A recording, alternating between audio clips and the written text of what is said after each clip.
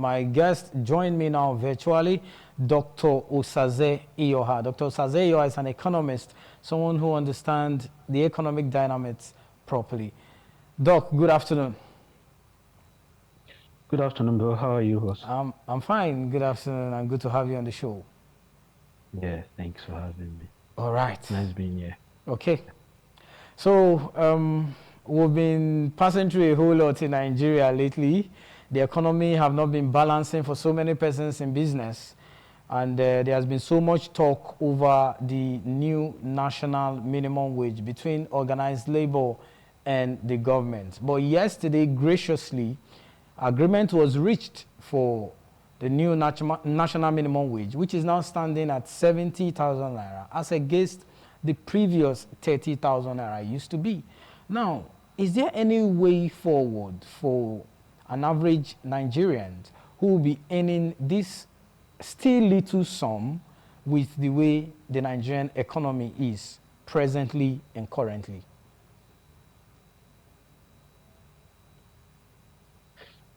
Unfortunately, I don't know. I was having a discussion with someone, and I said, yes, on face value, the 70,000 increase, it's commendable. Yeah, because I think this is the largest increase in terms of percentage that we have had in the history of the country, because this is a 130% increase, 130 plus percent. It was 30K before. 100% gives you 60. So it's in the region of about between 130 to 140,000 percent increase. So in nominal terms, it's commendable. It's but because of inflation, it just makes nonsense of whatever commendability we try to allude to the increase. It's and that's why we've always been warning about inflation. Let me keep to the question. So I know we'll get to the other areas soon, but you asked about whether there's any way forward for the poor or the low income earners. So particularly keeping to that part of the question, it's difficult to see a way out. I was telling someone too on a WhatsApp group, I was like, you know, government has done its part. They've gone into their rooms. Labor have done their part. They've gone into their rooms. All they have just negotiated for, it's literally, it's just federal government workers. State government workers, okay, maybe a few will be able to pay. Let's even say, yeah, they'll be covered. But what happens to the private sector workers? I'm more concerned about those unregulated areas, jobs like those, our private school teachers. I taught in the private school. I know what it was. I was paid 9,000 naira at low, and I think it's not better than that. I still have friends who earn 12,000 naira in private school. These proprietors are going to increase school fees now by 100%, and they will just add 1,000 or 1,500 naira for their work. There are people who will still take 14,000 naira. Those who work in those routine areas like the bakeries and so on. So you just want to wonder how those people are going to survive, because as I said, all that has just been increased is the nominal figure, 30,000 to 70,000. But when you now talk of the real wage, in economics we have the nominal and the real, and most times economists like to deal with the real wage, the real GDP, real inflation. You talk about real because you have to discount whatever has been given by inflation. So that's why most time we hear some countries, you hear Nigeria, so we are on $439 billion. We're at $439 billion economy. Our GDP is $690 billion. So sometimes you wonder, because when you now talk about the real GDP, that's when you now bring inflation into context. Because when you talk, that's why you have countries like South Africa. South Africa might not have the glamorous GDP that we have, but when you deflate it by their population, you see that real GDP of South Africa is much more higher than that of Nigeria. So it's the same sense, this minimum wage now. It has been increased in nominal terms, but in real terms, is the average worker better? I think the answer is up in the air. It's very clear. It's a no. Then for the low income earners that you talked about, it's I don't know. I was telling somebody I don't know how they survive. They're probably the greatest magicians because it's tough for them. I can imagine. Yeah. Now, the low income earners you're talking about right now, because from your analysis, it seems like this will be basically for more of those working with the federal government. You analyze it in real term and in nominal term. These low income earners now, if possibly or somehow by any means, they get to be a part of this, can this really still ameliorate the plight of the economic downturn and the hardship a whole lot of persons are actually facing right now?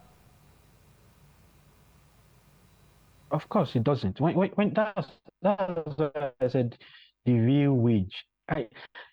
Prices are. In fact, I've never imagined this extent of of price hike in my life. I don't know. I was speaking with my auntie, and my auntie was like, um, a cousin of ours bought a half bag of rice in the morning. So her car was bad. So she was like, I'll come and pick it in when I get the car. She came back in the evening and the woman was reluctant giving her the rice. She said it has increased, that the price has increased. So she has to add money. Or if not, so the woman was trying to be legal about it, but I've paid you. I have rights. Then she said, okay, if it's your money, I'll give you your money back. So it's that bad. Infl- we shouldn't start listing. In fact, when you get when GDP figures, when they say GDP, inflation has risen by 34%. Nigeria has data issues. There's so much lost data here and there. I can tell you that the real inflation is nothing less than 50%. Yeah, because when you look at cost of staples, in December we're buying things for about 2,000, and I was even shouting 2,000, 2,200, and the same rubber of beans is going for like 5,000, 5,500. So that's a triple. That's 100% increase. So in developed countries, what they do when they are doing wage increases, they index to inflation. But this wage is completely, uh, as I said, is commendable. Government has done the much they could, because really you can't expect government to pay 200,000 extra. It's not like we cannot do it, but I don't know. It was somehow realistic, but I think what Nigerian Labour Congress, I think they dropped the ball at some point. They were not rigorous about their negotiation, as if they already knew where they were going to end. So they Doc, just were going around and around, then do some initial yeah. last week or so, I bought a cup of brown beans for 700 naira, a cup. And I pretty know that this is the price for like two rubbers years ago. I remember back then when I was an undergraduate, my mom would always send me a food stuff, and when it's coming, beans will always come normal alongside as student. But now the price we're supposed to use to buy maybe one rubber or two, you're now using it to buy one cup. So your conversation before that break was tied along staple food and all that. So let's have some breakdown how this whole economic downturn per se is affecting staple food, and how the masses who will now be earning, or the common man who is in a civil service earning 70,000, how can this really go for the person? 70,000 will not even buy a bag of rice. So how will they cope? You are going too far. When you said when you were in school, I don't know when you finished school anyway. I can tell you that 2022 year is going too far. 2022, I remember standing in front of my gate and I bought a big rubber of beans for 400 naira. 400, 2022 is just about 2-3 years ago. 3 years ago, Even yeah. 400 naira. So that's so now one cup is getting you less than almost times two of what the rubber will get you. And it is difficult. Sometimes you don't know if you should sympathize with Nigerians, because the question is, do we really sympathize with ourselves? I remember we had several conversations about, yeah, we can now start talking about, because the baseline is that inflation is Nigeria's problem.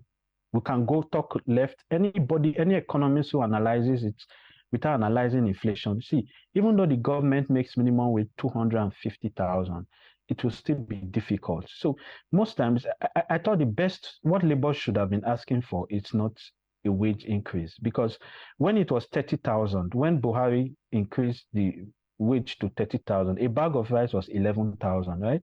Or was about 18, 18, 19, 20, 20 to 20, and we're shouting.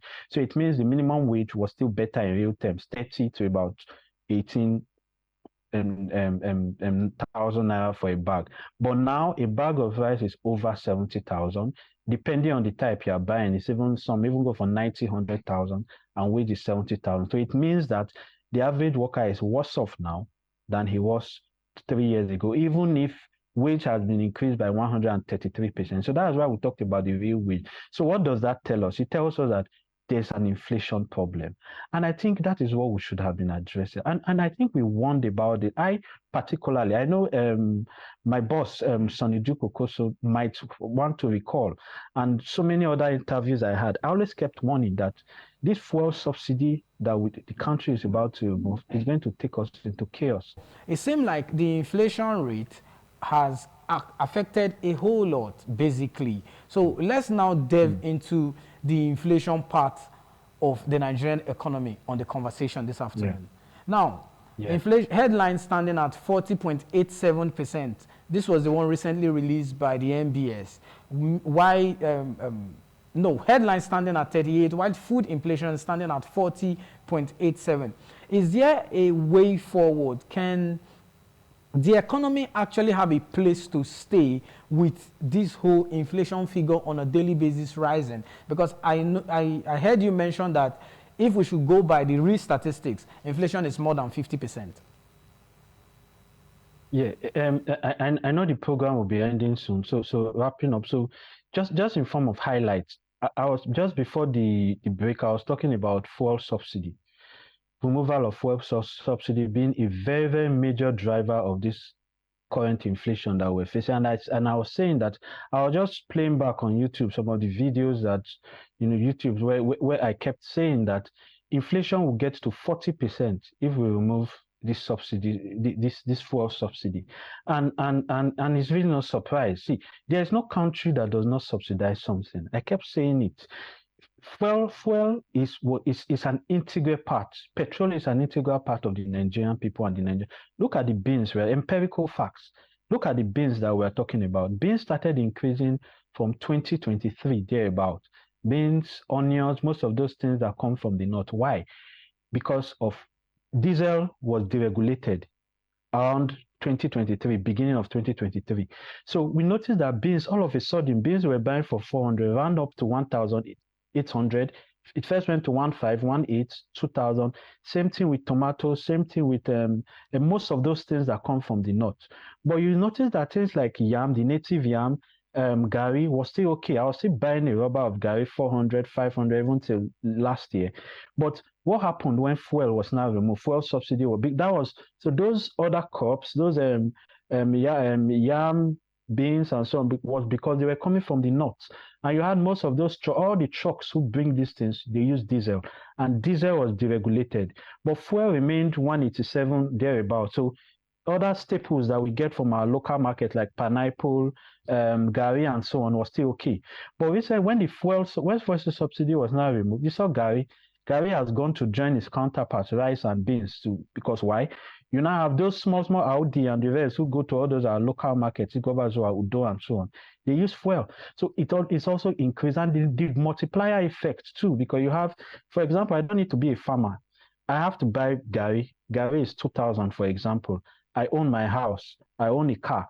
You're not going to expect me to, I will put the inflation, this increase in Gary, I'll put it on top of my transport, on top of my rent. So that's the multiplier effect. So fuel subsidy was the number one driver of inflation.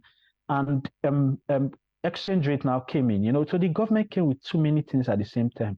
You removed fuel subsidy, you removed exchange rate. That was the time that I expected that Nigerians and different people, would voice out to the government, but the government had its way. So it's not a case of, because let's ask ourselves, what is the government currently subsidizing? You've removed so much. So in just highlighting the point, fuel subsidy removal was the first driver. And you were asking, I'm just trying to keep to your questions, keep straight to your question. You said whether there is hope. Unfortunately, I really cannot see any hope, because what are the things that I've talked about? Exchange rate. You have to be an economy that earns forex, that earns dollars, to be able to push down inflation. There's no shortcut.